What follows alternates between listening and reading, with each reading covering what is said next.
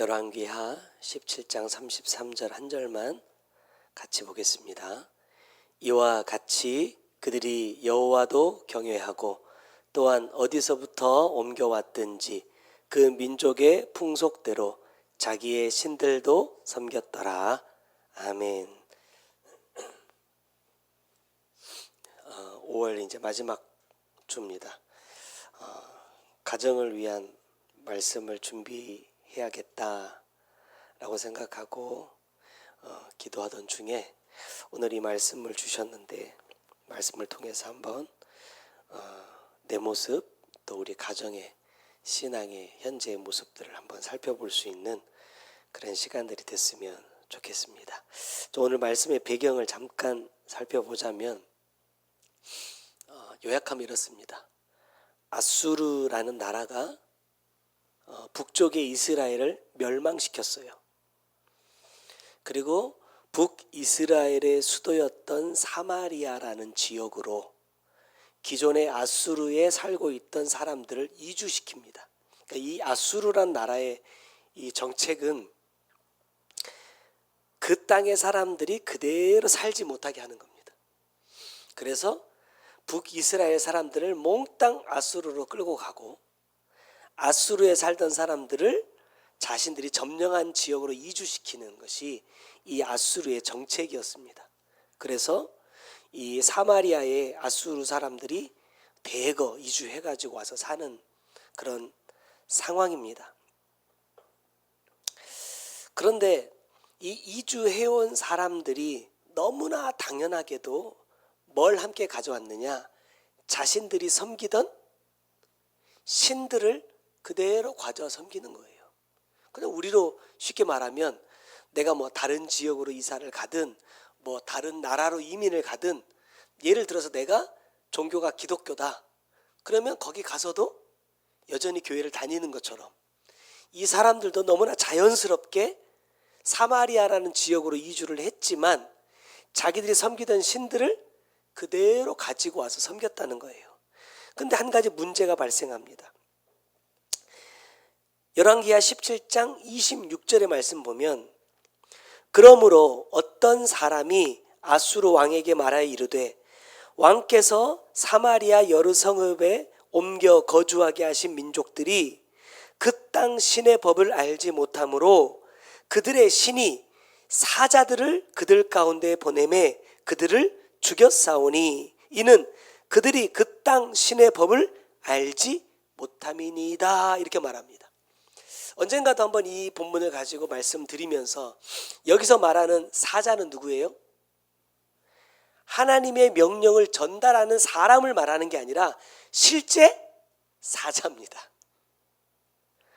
그러니까 이 사람들이, 이방인들이 보기에도 왜 갑자기 이 사자들이 사람들을 죽이느냐, 갑자기 사자들이 나타나서 사람들을 이렇게 죽이느냐, 이 땅을 혼란스럽게 만드느냐, 이유를 찾아보니까 지금 사마리아로 이주해서 살고 있는 이 사람들이 그 땅의 신을 섬기지 않고 자기들의 신을 섬겼기 때문입니다 라는 결론을 내렸다는 거예요. 그래서 생각해낸 방법이 그 다음 28절입니다. 이에 사마리아에서 사로잡혀간 제사장 중 한 사람이 와서 베델에 살며 백성에게 어떻게 여호와를 경외할지를 가르쳤더라. 아수르의 입장에서 보면 그 땅의 신에 대하여 가르치는 겁니다. 하나님에 대해 가르치는 거예요. 뭐 하려고요?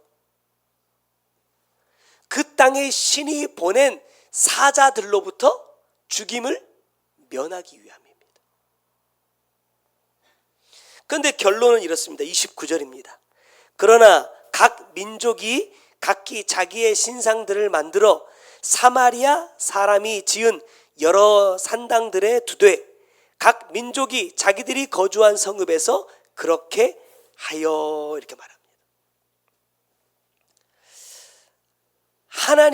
하나님을 섬기는 방법을 가르칠 제사장을 베델로 보내서 그 땅의 신을 어떻게 섬겨야 하는지에 대해서 가르쳤음에도 불구하고 그 땅에 살고 있는 사람들은 자기들의 신을 버리고 여호와를 선택한 것이 아니라 오히려 여호와를 섬기던 산당들의 자기들의 신들을 가져와서 함께 섬겼다라는 말씀입니다.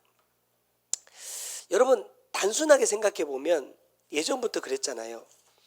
예수를 믿는 사람들은 다른 종교를요 같이 섬기지 않습니다. 불교 절에 다녔다가도 예수를 믿으면 이전 것을 다 끊어내고 버리고 교회를 다니는 것이 너무나 당연하고 자연스러운 거예요. 그런데 보면 오늘 본문에 이렇게 말씀하시죠. 그들이 여호와를 경외해요. 섬겨요. 우리말로 하면 하나님을 믿는다 이 말입니다. 그런데 하나님만 믿는 것이 신앙인데 하나님만 믿는 것이 아니라 하나님도 여호와도 섬기고 뭣도 섬겨요? 내가 가져온 신들도 섬기더라. 다시 말하면 내가 이전에 믿고 있던 내 신앙을 버리지 않았다는 거예요. 왜 이런 일들이 벌어지느냐? 말씀에 보니까 지금 아수르에서 포로로 잡혀간 제사장 한 사람이 사마리아로 파견을 받습니다. 그러면 이 제사장은 어떤 나라의 제사장이었느냐? 북이스라엘의 제사장입니다. 우리가 성경을 통해서 이미 알고 있는 것처럼 이 북이스라엘의 제사장은 어떤 사람입니까? 하나님께서 택하셔서 기름 부어 하나님만 예배하도록 세워진 사람이 아니라는 거예요.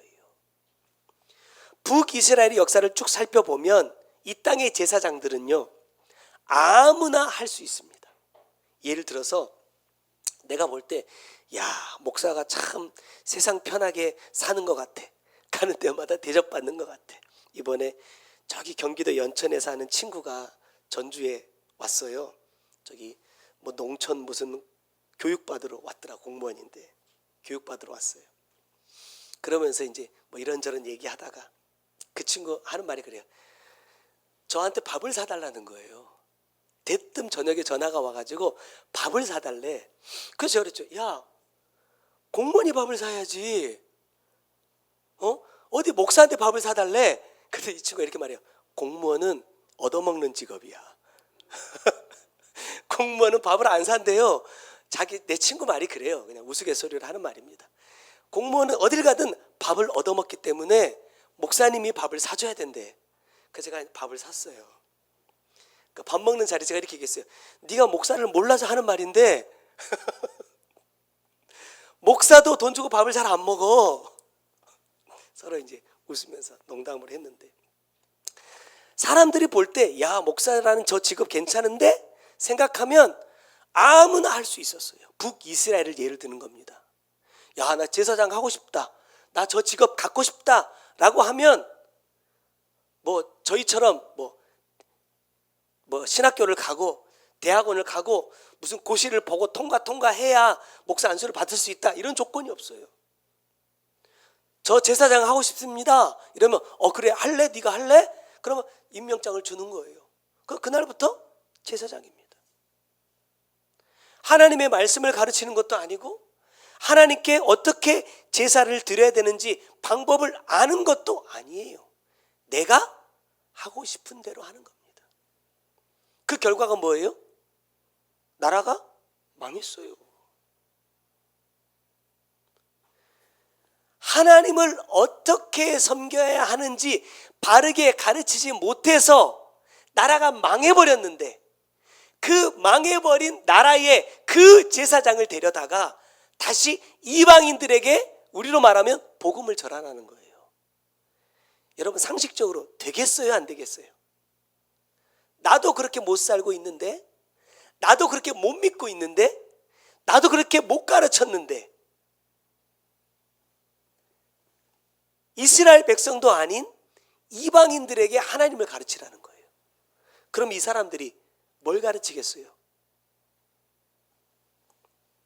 결과가 너무나 불을 보듯 뻔한 결과라는 거예요. 안 돼요, 안 돼. 왜?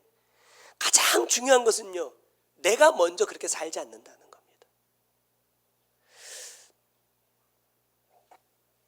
제가 센터에서 이 생명 얻는 회개라는 찬양을 자주 부르거든요. 어떤 분들은 그래가지고 센터 찬양인 줄 아시는 분들도 계시더라고요. 이 찬양이 저는 제가 제일 처음 찾아가지고 부른 찬양인 줄 알았어요. 그래서 저녁에 얘기했더니 사모님이 이래요. 목사님 뭔가 한가 놓친 거 있대요. 뭐예요? 그랬더니 이 찬양을 제일 먼저, 우리 중에서 제일 먼저 부른 사람은 자기래요. 그래서 언제? 그랬더니 여러분 기억에 사모님이 찬양인도 몇 번 하신 적 있죠. 작년인가? 아무튼 처음 했던 때 너무나 회개에 대한 찬양을 부르고 싶은데 그때 센터 찬양도 많이 없을 때였어요. 자꾸 인터넷을 막 뒤져가지고 발견한 찬양이 바로 이 생명 얻는 회개였답니다. 그래서 자기가 여기서 불렀대요. 그래서 제가 그 찬양을 듣고 너무 좋아가지고 제가 가서 이제 센터에서 부르기 시작한 겁니다. 근데 하는 말이 이거예요. 회개에 대한 찬양을 부르고 싶어서 찾는데 없더라는 거예요. 그런 제목을 가진 찬양도, 그런 가사를, 그런 내용으로 써놓은 가사의 찬양도 거의 없더라는 거예요. 근데 이 찬양이 아주 이름 없는 무명의 작곡가의 곡이냐? 아니거든요. 우리가 너무 잘 아는 행복, 은혜, 이것이 행복, 이거 모든 것이 은혜, 이거 이 찬양을 만드신 손경민 목사님이라는 분의 찬양이에요. 이분 그 인기 찬양 리스트를 쭉 이렇게 막 해가지고 인터넷에 많이 나와 있거든요. 다른 찬양들은 굉장히 인기가 많은데 상대적으로 이 찬양은요 인기가 그렇게 많지 않아요. 그래서 저녁에 밥 먹으면서 이 아이들하고 얘기하면서 이랬어요. 왜 이 찬양이 인기가 없을까? 왜 없어요? 우리가 부를 땐 너무 좋은데 왜 사람들이 이런 찬양을 많이 안 부를까? 제가 내린 결론입니다. 하필 제목이 회개라서 그래요.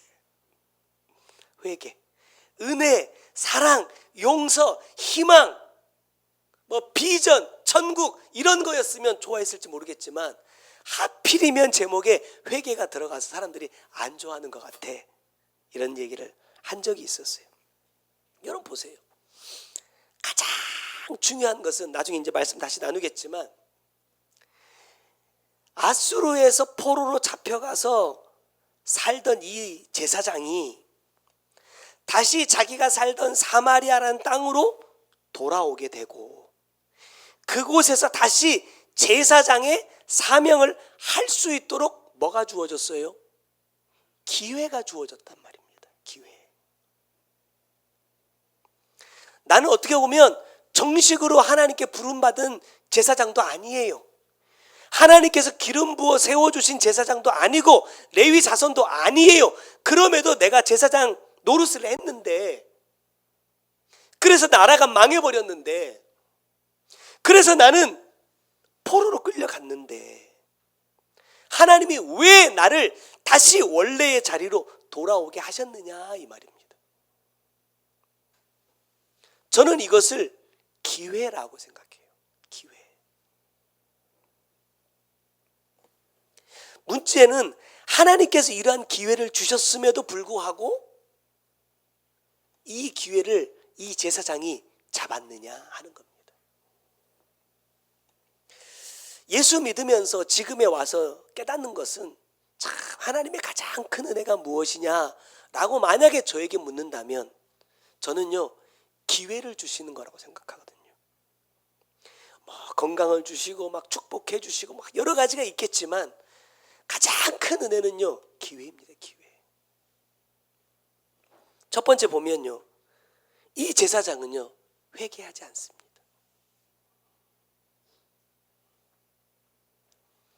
말씀드린 것처럼 기회를 주셨어요.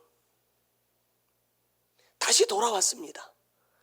그러면 아마 저는 이렇게 하지 않았을까? 왜 하나님이 나를 여기로 다시 보냈을까?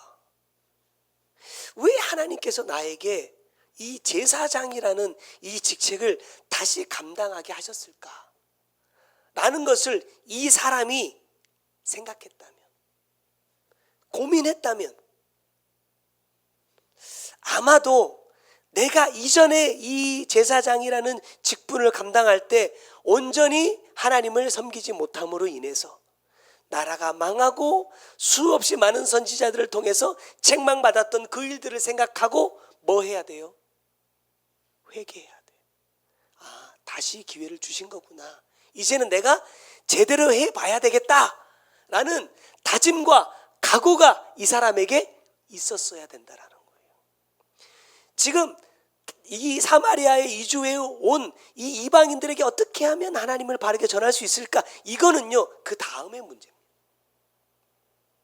그 다음의 문제예요. 먼저는 이 상황들을 통해서 내 자신을 돌아봐야 된다는 거예요. 지난 수요일쯤 아침에 딱 일어나서 침대에 걸터 앉아서 이런 기도를 잠깐 드렸어요. 주님, 이번 한 주 우리 가정에게 주실 말씀은 뭡니까? 우리 가정에 어떠한 말씀을 주기를 원하십니까? 이렇게 기도했어요. 그때 제 머릿속에 이렇게 스치고 지나간 생각 하나는 뭐냐면, 어떤 말씀이 아니라 이겁니다. 자녀는 부모에게 거울이다. 부모의 입장에서 보면 자녀가 몇 %나 마음에 들어요? 부모의 입장에서 내 자녀를 볼 때 얼마나 마음에 드냐 이 말입니다. 물론 마음에 드는 것도 있지만 마음에 들지 않는 것도 있기 때문에 따라다니면서 잔소리를 하겠죠. 근데 하나님이 어떤 마음 주셨느냐? 그 자녀가 나의 모습을 비춰주는 거울이라는 거예요. 누구 앞에서요? 하나님 앞에서의 내 모습입니다. 내가 자녀를 바라보면서 만족하는 부분들은 하나님도 나를 보시며 만족하는 부분일 수도 있고, 내가 자녀를 보면서 불만족하고 있는 부분들은 하나님께서 나를 보시면서 불만족하시는 부분일 수 있다라는 거예요. 그러면 가정을 위한 어떤 말씀을 주실 것이냐라고 내가 물을 때에, 야, 어떻게 하면 내 자녀들이 말씀 안에서 바로 서서 하나님께서 기뻐하시는 사람이 될 수 있을까라는 말씀이 나에게 와야겠습니까? 아니잖아요. 내가 어떻게 하면 하나님 보시기에 부족하지 않은 사람이 될 수 있을까라는 말씀이 나에게 와야 된다라는 거예요. 원래 이 본문의 말씀을 가지고 너희 안에 산당을 제거하라, 이 말씀을 전하려고 했어요. 내 안에 어떤 문제가 있는지, 어떤 죄가 있는지, 야, 이거 찾아서 이거 없애자.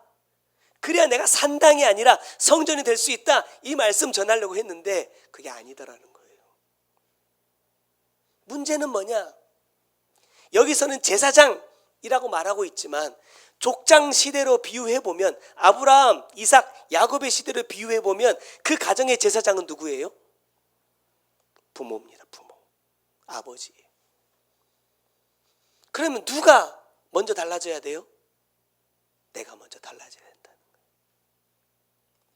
아, 이 제사장이 다시 돌아와서 이 백성들에게 말씀을 전했을 텐데 왜 이 백성들이 변화되지 않았을까? 이렇게 하려다가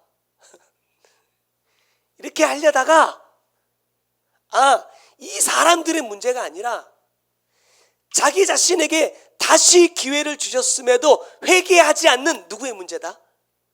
나의 문제구나. 내가 문제다. 여러분, 우리가 삶을 살면서 보면요, 하나님이 우리에게 얼마나 많이 기회를 주시는지 몰라요. 근데 그 기회들이 내게 찾아올 때마다 내가 그 기회를 붙잡고 하나님께서 원하시는 방향으로 내 삶의 방향을 틀어가고 있느냐라는 거예요. 이게 너무 어렵다는 거예요.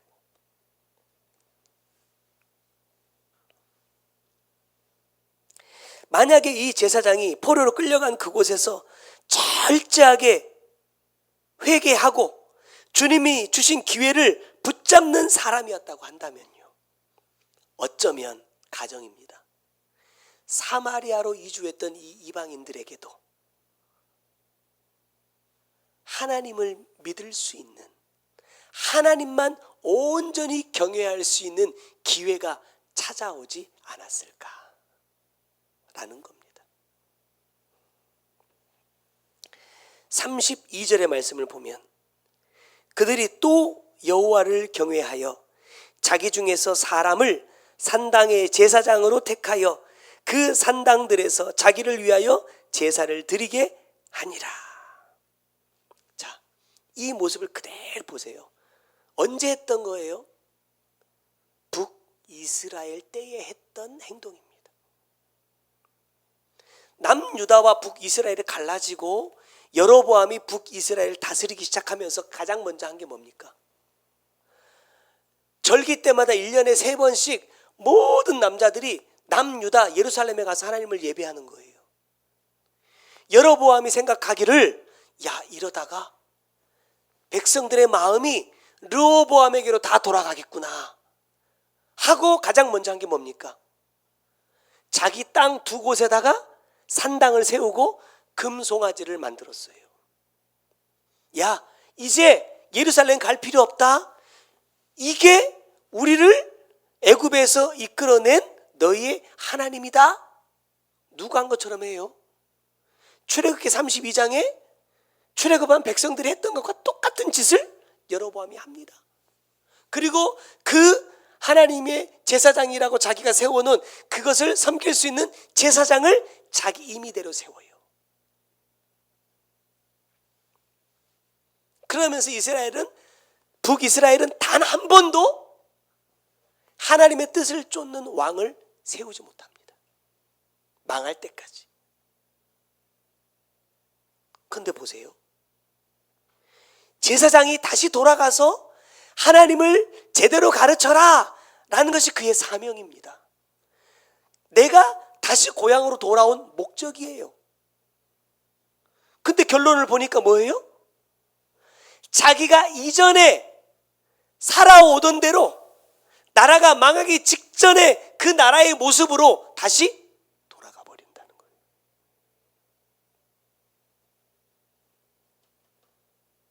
왜죠?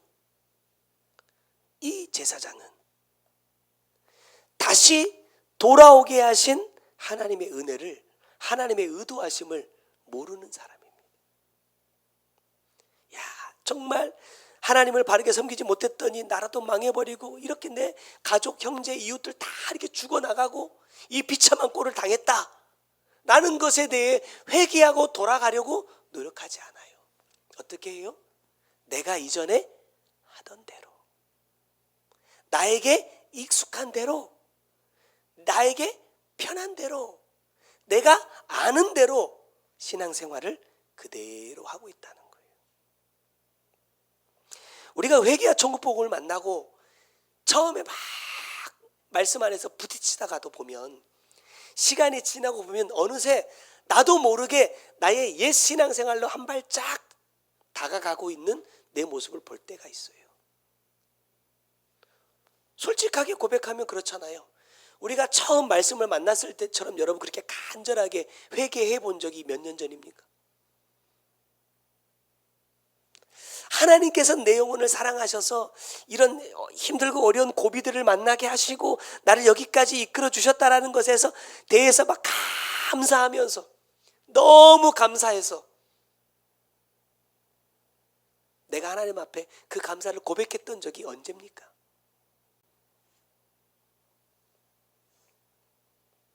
바로 이 사람이 그렇다는 거예요. 말씀 보세요. 이주해온 이 사람들이 누구를 위해서 제사를 드려요? 나를 위해서요. 우리의 예배는 우리가 위로받는 시간이 아닙니다. 우리가 힘을 얻는 시간이 아닙니다. 나를 향하신 하나님의 뜻을 분명하게 아는 시간이고, 내가 그 말씀대로 살아내지 못했다는 것을 가지고 내 가슴을 치고 찢는 시간입니다. 예배의 주인공은 나나 여러분이 아니라는 거예요. 근데 이 사람들은 이 예배의 주인공으로 자기가 되고 있어요. 나를 위한 제사를 드려줄 수 있는 제사장을 세웁니다. 그러면 그 제사장은 누가 듣기 좋은 말 할까요? 자기를 세워준 사람이 듣기 좋은 말 하겠죠. 우리가 예전에 말씀 나눈 것처럼 미가가 은 가지고 제사장 자기 집에다 세워놓고 은신상 만들어 놓고 자기가 좋아하는 소리 계속해서 해주기를 바랬던 것처럼 오늘 저에게 주시는 주님의 마음은 그렇습니다. 하나님의 보시기에 가장 아름다운 가정은 무엇일까? 복된 가정은 어떤 가정이냐? 한번 띄워주세요. 자, 제가 내린 결론입니다. 첫 번째는 뭐예요? 회개하는 부모가 있는 가정입니다. 두 번째는 회개를 배운 자녀가 있는 가정이에요. 또 다른 말로 하면 부모는 자녀에게 회개를 가르치라는 거예요. 왜? 이것만큼 더 복이 없어요. 이것만큼 하나님께서 우리에게 주신 은혜가 없어요. 그렇게 말씀하셨잖아요. 가끔 사람들이 그래요. 왜 우리를 천사와 같은 그런 신령한 존재로 만들지 않았느냐라고 불평하는 사람들이 있대요. 여러분, 우리를 천사처럼 만들었으면요, 우리에게 뭐가 없어요? 기회가 없습니다. 천사는 하나님을 배신한 적이 없어요. 근데 야, 그 자리에 올라가고 싶다라는 생각만으로 어떻게 해요? 쫓겨났습니다. 기회를 주지 않아요. 근데 우리는요, 그렇게 따지면 1000번, 10,000번 쫓겨나야 되잖아요. 근데 쫓겨나지 않는 것은 우리를 흙으로 만드셨기 때문이다. 기회를 주신다는 거예요. 이 기회는 회개를 통해 잡을 수 있습니다. 기회는 여러분 누구에게나 올 수 있어요. 하지만 그 기회를 잡는 사람은요, 여러분 많지 않습니다. 사울 왕과 다윗 관계를 한번 보세요. 다윗이 몇 번 죽일 수 있었잖아요. 죽이지 않고 멀리서 물병과 창을 들고 왕이여, 당신은 왜 죽은 개 같은 나를 쫓으십니까? 라고 말할 때 사울이 뭐라고 말해요? 미안하다. 네가 그렇게 의롭고 정의롭고 바른데 내가 생각을 잘못해서 그랬어. 용서해줘. 나 너 안 죽일게. 하고 또 죽이러 가요. 기회는 온다니까요. 사울의 입장에서도 회개할 수 있는 기회는 얼마든지 있었어요. 하지만 잡지 않았다. 회개하지 않았다는 거. 저와 여러분, 하나님과 나 사이에 막혀있는 담은 죄밖에 없습니다. 이 죄의 담을 허물 수 있는 방법은 뭐밖에 없어요? 회개밖에 없다. 가끔 보면 사람과 사람 사이에도 좀 불편함이 있을 때가 있어요. 여러분, 이것도 사실은 풀어야 됩니다. 근데 먼저 하나님과 나의 관계를 먼저 풀고 그 다음에 사람과의 관계도 푸는 것이 뭐예요? 하나님의 은혜를 받는데 더 도움이 된다. 그래서 우리 가정 안에, 우리 교회 안에 가장 우선이 돼야 될 것은 뭐냐? 회개하는 자가 되자는 거예요.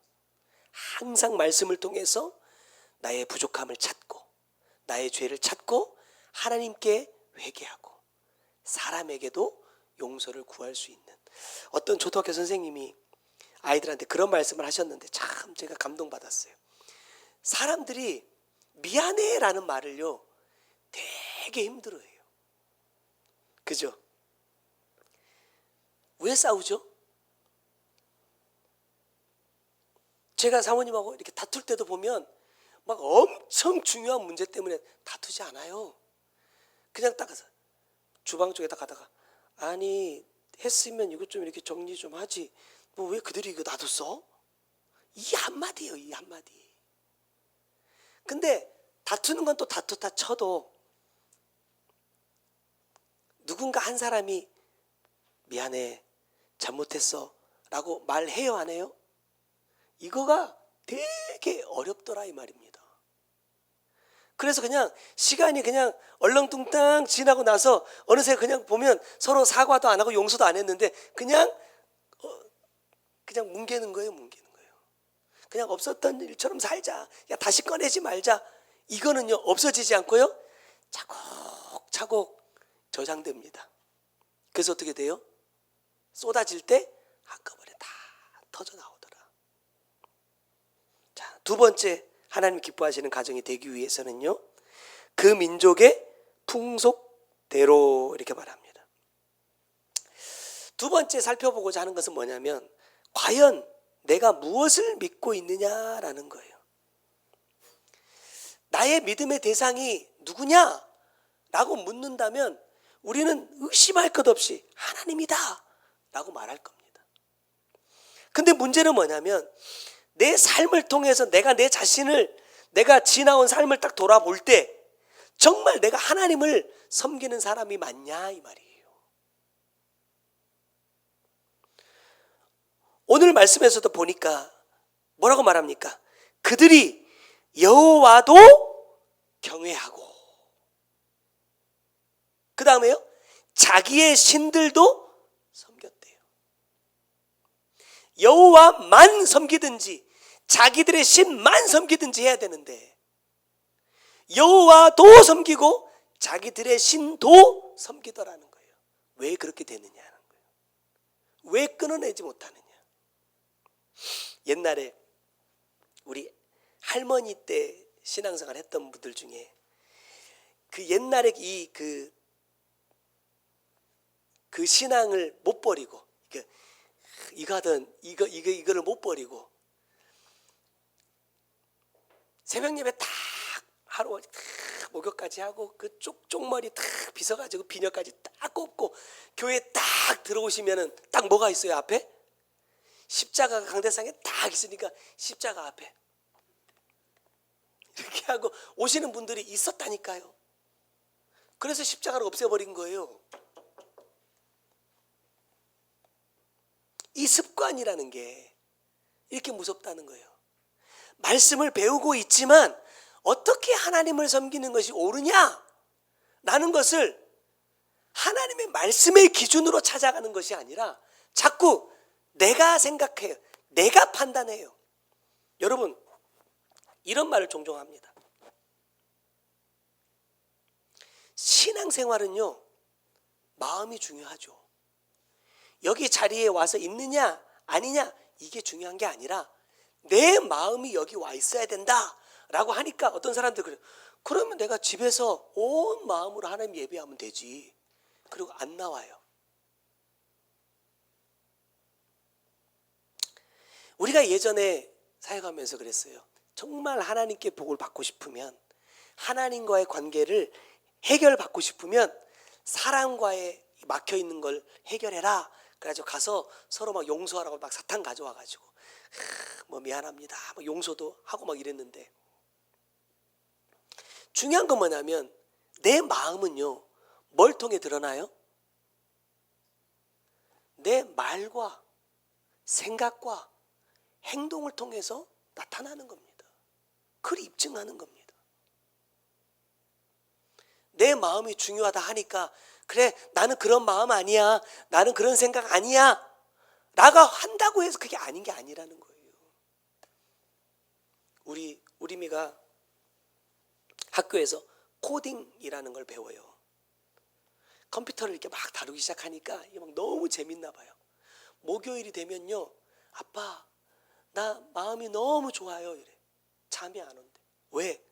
내일 금요일 날 코딩하는 날이라서 너무 기대가 된다는 거예요. 그래서 코딩을 몇 주 배우더니 누나 생일 축하 PPT를 만들었어요. 막 애니메이션을 막 해가지고 막 그림이 막 나왔다 사라지고. 봐봐 한번. 5페이지나 돼. 혼자 저희 집은 윈도우 컴퓨터가 없어요. 맥입니다, 맥. 그래서 제가 어제 그랬거든. 우리 마 초등학교 2학년에 맥 쓰는 사람 아마 너밖에 없을걸?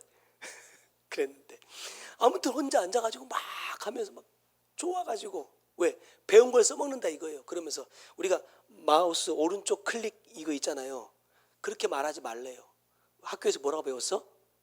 우클릭이라고 배웠대. 그래서 아빠 여기 오른쪽 거는요, 저한테 말할 때는 우클릭이라고 얘기해 주세요. 이래. 온통 그게 사로잡혀 있다니까요. 왜요? 너무 좋거든. 내 마음이 거기에 쏙 빠져 있거든. 그러니까 어떻게 돼요? 내 생각도 말도 행동도 거기에 따라가게 되어 있다는 거예요. 그럼 신앙은요? 하나님이 전부다. 천국이 내 삶의 목적이다. 말은 한단 말입니다. 근데 과연 내가 거기에 빠져 있냐 이 말이에요. 내 생각은, 내 행동은, 내 말은 그것을 이루기 위한 삶이 되고 있느냐? 그렇지 않다고 한다면 뭐예요? 거짓말이에요. 거기 바로 여기 풍속이라는 거에 나와 있어요. 풍속이라는 이 말은 조상 때부터 내려왔던 어떤 조상 대대로 내려오던 어떤 가르침이나 규정들을 말하는 것이기도 하겠지만, 오늘 이 본문의 말씀에서 우리에게 하시는 더 명확한 답은 뭐냐? 내가 그렇다고 인정하는 것입니다. 무슨 말이에요? 야, 그렇게 믿으면 안 돼! 라고 말할 때, 아니야, 내가 해보니까 이게 옳아. 하나님도 섬기고 우리의 신도 섬겼더니 더 잘 되더라. 그러니까 나는 이렇게 계속 믿을 거야 라는 게 풍속이라는 겁니다. 예레미야의 말씀 보면 나라가 망해서 쫓겨났잖아요. 그 땅에 총독으로 세워준 사람도 죽여버렸어요. 그리고 나서 우리 애굽으로 가자. 그리고 끌고 가다가 자기들 가운데 하나님의 선지자 예레미야가 있는 것을 보고 예레미야한테 와서 이렇게 물어요. 하나님의 뜻이 무엇인지 우리에게 가르쳐 주세요. 그럼 우리가 하나님의 뜻대로 하겠습니다. 그리고 예레미야가 며칠 동안 기도하고 응답을 받아서 갑니다. 애굽으로 가지 말라 합니다. 우리에게 주신 그 땅에 머물러 살라고 하십니다. 했더니 그 사람들이 뭐라고 말합니까? 아이고, 우리가 그 잘난 하나님 섬겼더니 나라가 망해버렸어. 우리가 하늘의 여신을 섬길 때, 우리가 아무개 신을 섬길 때, 그때 우리가 먹고 사는 문제 걱정 없었어. 그러니까 우리는 하나님이 하라는 거 반대로 할 거야 하고 가버려요. 내 생각 안 내려놓았어요. 하나님이 말씀하시면 그대로 하겠다 말은 했지만 거짓이었어요. 내 풍속, 내 생각을 그대로 내 안에 가지고 있으면서 하나님의 뜻도 한번 물어보고 다른 뜻도 한번 들어보고. 제가 사역 안에서도 사람들한테 그런 말을 종종 해요. 야, 이 사람 저 사람 물어보러 다니지 마라. 이 사람한테도 물어보고 저 사람한테도 물어보고 결국 누구 마음대로 해요? 내 마음대로 해요. 내 마음대로. 어디 용하다는 사람들 찾아다녀. 예수 믿는 사람들도 똑같아. 그게 무당이나 점집 찾아다니는 거랑 뭐가 달라요? 찾아다니면서 어떻게 용어까지 똑같아. 용어까지. 그러면서 하나님을 섬긴대. 그러면서 하나님을 믿는데.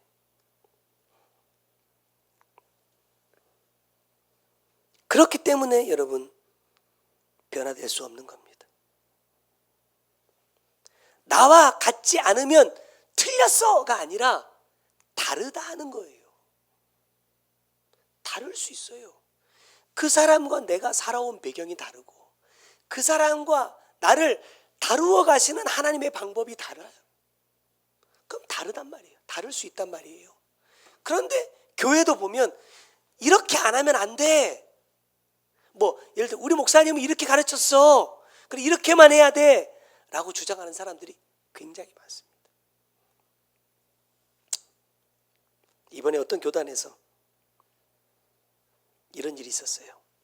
작년에 서울에서 큐어 축제를 했어요. 뭔지 아시죠? 이제 이런 설교도 못할 날이 이제 얼마 안 남았습니다.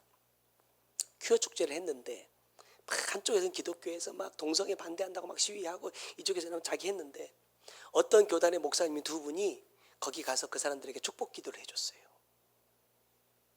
그래가지고 교단에서 그 목사님 두 분을 면직을 시켜버렸어. 그럴 수 있다고 봅니다. 저는. 왜? 교단 안에 속해 있으면 교단의 법을 따라야 돼요. 따르기 싫으면 교단에서 나오면 됩니다. 근데 나는 이렇게 하고 싶으니까 교단의 법을 바꿔라 할 수 없는 거예요. 그거는 그건 이해가 됐어요.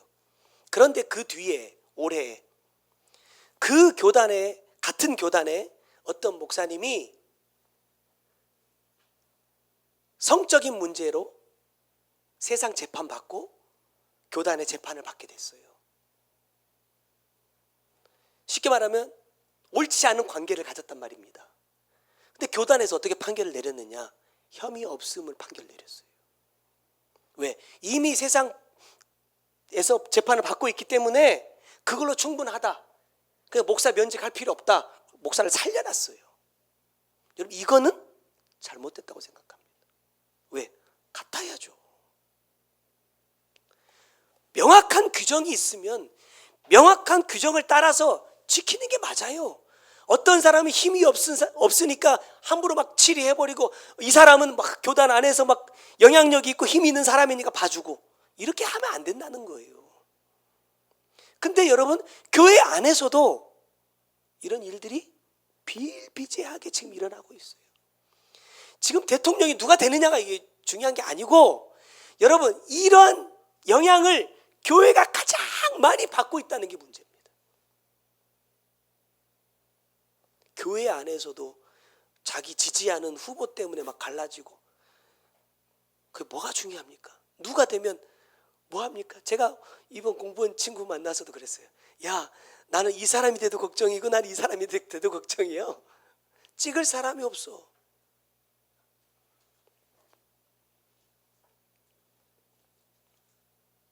근데 교회가 거기에 휘둘리고 있어요.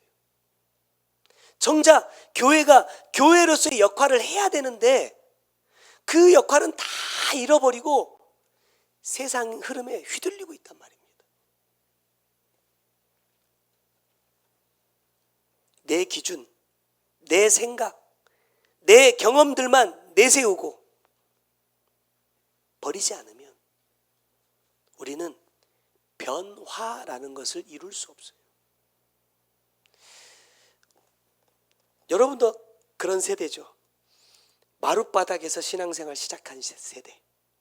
우리 청년들은 아닐 수도 있겠지만 저만 해도 마룻바닥에서 신앙생활을 시작했거든요. 근데 어느새 이렇게 폭신폭신한 의자에 앉아 있어. 교회에 처음 의자가 들어올 때 그때 교회 분위기가 어땠는지 여러분 기억나십니까?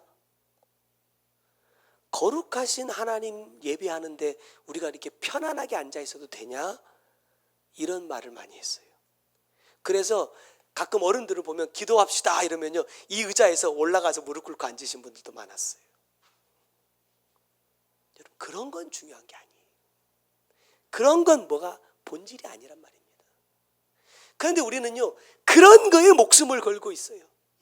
교회에 악기 하나만 들어온다면 사탄에 이러면서 얼마나 교회 안에서 욕을 많이 먹었는 줄 아세요?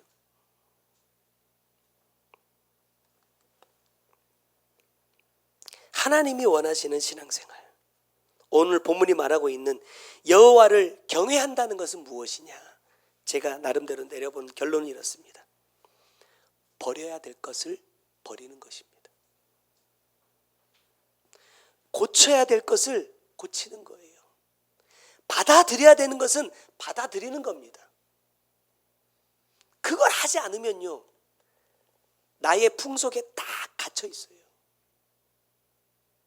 우리가 뭐 교단도 뭐 그런 이유들로도 나눠지기도 했지만 뭐에 나눠놨습니까? 뭐하러 나눠놨습니까? 똑같은 성경 보면서 똑같이 예수 믿는데 장로교면 어떻고 뭐 감리교면 어떻고 침례교면 어떻습니까?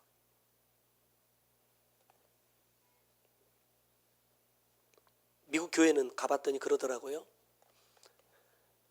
신학교를 졸업하고 목사 안수를 받은 사람들이 교회에서 설교를 하는 게 아니더라고요. 우리가 잘 아는 긍정의 힘을 썼던 조엘 오스틴 목사님 같은 경우도 목사로서 목회를 시작한 게 아니에요. 평신도였습니다. 아버지 목사님이 이제 내가 하나님께서 불러주실 날이 얼마 남지 않았다 라고 이제 감동을 받고 아들을 찾아왔어요. 그때 이제 조엘 오스틴은 뭐 하고 있었느냐, 그 교회 방송팀장이었습니다. 쉽게 말하면 방송팀장이었습니다. 설교를 한 번도 해본 적이 없는 사람이에요. 그런데 아버지가 기도할 때 하나님께서 꼭 이 아들이 후임이 되었으면 하는 그런 마음을 주셨다는 거예요. 그래서 조엘 오스틴 집으로 찾아가가지고 그냥 전달했대요. 하나님께서 레이크우드 교회를 네가 맡았으면 좋겠다고 하신다 하고 2주인가, 제가 듣기로는 2주인가 한 달인가 있다가 아버지가 돌아가셨어요.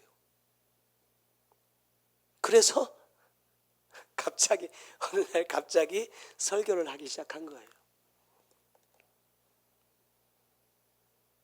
그러면 우리나라의 정서면요, 목사 안수도 안 받은 사람이 설교한다고 얼마나 많이 공격하겠어요. 뭐가 옳은 건지는 모르겠지만 중요한 것은 하나님께서 무엇을 원하시느냐 하는 것 물어야 된다는 거예요. 내 생각과 전혀 달라도, 내 뜻과 맞지 않아도 하나님께서 그걸 원하신다고 하면 따라가는 것이 뭐예요? 하나님을 경외하는 것이라는 겁니다. 그런데 오늘 본문의 말씀 보니까 어느 누구도 하나님의 뜻을 따라가지 않는다. 왜? 풍속에 갇혀 있어요. 내 뜻, 내 주장, 내 생각, 내 경험, 내 신앙에 갇혀 있어요. 버리지 않습니다. 변화되지 않습니다. 고치려고 하지 않습니다. 심지어는 누구마저도요? 제사장도. 그렇기 때문에 어느 한 사람 달라지지 않아요. 근데 말씀을 쭉, 제가 요즘에 이 11개 하를 필사하고 있거든요. 말씀을 쭉 뒤로 넘어가 보면 누가 이걸 따라하느냐? 남유다가 또 그대로 따라합니다. 결국 망합니다.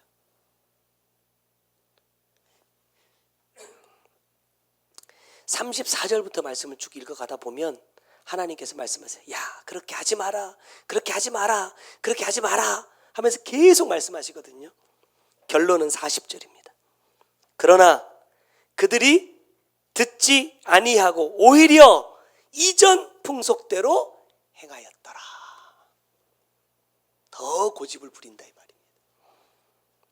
그 결과 하나님은 그 땅의 사람을 다 쓸어버립니다.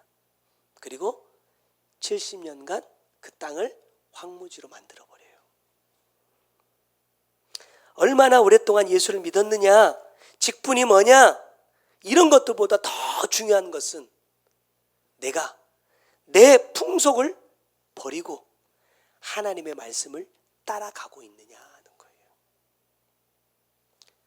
내가 얼마만큼 변화되고 있는지 다른 사람한테 물어볼 필요 없어요. 내 자식들한테 물어보면 돼. 아마 내 면전에다 대고는 말 못하겠죠. 하지만 이 아이들이 답입니다. 그게 답입니다. 이제 말씀을 맺겠습니다. 하나님의 사람으로 변해가지 않으면 내 민족의 풍속대로 내가 만든 하나님을 섬기는 사람이 될 수밖에 없다. 그러면 나도, 우리의 가정도, 우리의 교회도 소망 없습니다. 우리가 달라지지 않으면. 오늘 주신 말씀 여러분 기억하면서 누구부터 달라지자? 나부터 달라지자. 하나님이 보시기에 아름다운 사람으로, 하나님이 보시기에 정직한 사람으로. 그러려면 뭐부터 해야 돼요? 먼저 버려야 됩니다. 내가 가지고 있는 이 고집, 자존심들 버려야 변화될 수 있습니다. 저와 여러분이 하나님 보시기에 아름다운 사람들로 변화되고 복을 받는 저와 여러분이 꼭 될 수 있기를 바랍니다. 기도하겠습니다. 사랑하는 주님, 고맙고 감사합니다. 아버지의 뜻을 말씀을 통하여 수없이 듣고 또 듣고 있지만 듣는 것이 중요한 것이 아니라 들은 그 말씀대로 내가 변화되어져 가고 있느냐 하는 것이 더 중요한 것임을 다시 한번 깨닫습니다. 주님, 변화되지 못했던 이유는 내가 말씀 앞에 회개하는 사람이 아니었기 때문입니다. 회개한다고는 하지만 내 입술은 수없이 주님 앞에 회개하고 있지만 정작 내 삶이 변화되지 못했습니다. 내 마음이 아버지의 말씀과 하나 되지 못했습니다. 주님, 아직도 매여 있는, 아직도 붙들려 있는, 아직도 내가 붙잡고 있는 내 풍속이 있다면 주님, 이제 버려지게 하시고 끊어지게 하시고 돌아서게 하시고 하나님의 말씀을 향하여 하나님의 뜻을 향하여 나아갈 수 있는 우리 모두가 반드시 되어서 주님, 내가 먼저 변화될 때에 우리 가정도 변화되고 우리 교회도 변화될 줄로 믿습니다. 하나님이 원하시는, 하나님이 기뻐하시는 그 변화가 일어나는 우리의 삶이 되게 하여 주옵소서. 귀한 예물 주님 앞에 올려드립니다. 주님의 뜻대로 사용하여 주옵소서. 지금은 우리 구주 예수 그리스도의 은혜와 아버지 하나님의 크고 놀라우신 사랑과 성령님의 감화 감동하시고 역사하시며 보호하시는 귀한 은혜가 아버지 원하시는 참된 가정, 아름다운 교회 되기 원하는 주의 사랑하는 성도들 머리 위에, 그들의 가정과 삶의 모든 터전 위에 이제로부터 영원토록 함께 계실지어다. 아멘. 나의 사랑아, 내 사랑아, 너 어디에 있느냐. 내가 앉은 그곳은 하나님 말씀 버린 곳. 나를 떠나서 멀어진 그곳에서 돌아오라. 눈물로 너를 찾고 미어지는 마음 안고 사랑하는 널 바라며 오늘도 기다린단다. 너를 향해 뜨거운 사랑 안고 포기할 수 없는 처음 사랑 안고 널 기다리노라. 내가 너를 낳노라. 내가 너를 길러노라. 나의 음성